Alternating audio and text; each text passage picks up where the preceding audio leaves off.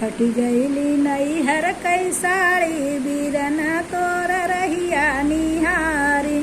फटी गईली नैहर कई साड़ी बीरन तोर रहिया निहारी।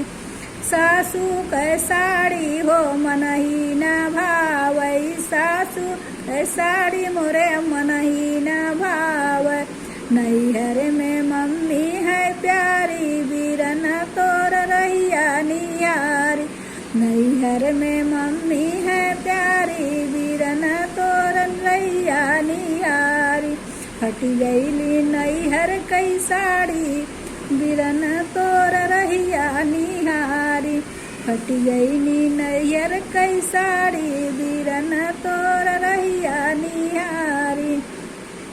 जेठनी कै साड़ी मोरे मनही न भावई। जेठनी कै साड़ी मोरे मनही न भावे।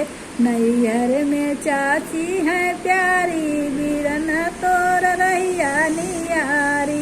नैहर में चाची है प्यारी बीरन तो रहिया निहारी। फटी गईली नैहर कई साड़ी बीरन तोर रहिया निहारी। फटी गईली नैहर कई साड़ी बीरन तोर रहिया निहारी। ननदी कई साड़ी मोरे मनही न भावई। ननदी कई साड़ी मोरे मनही न भाव। नैहर में बहिना है प्यारी बीरन तोर रहिया निहारी।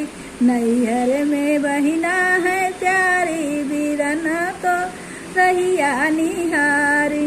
फटी गईली नैहर कई साड़ी बीरन तोर रहिया निहारी।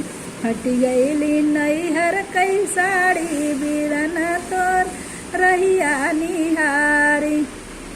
हाय फ्रेंड, कैसा लगा कमेंट करके जरूर बताएं। धन्यवाद।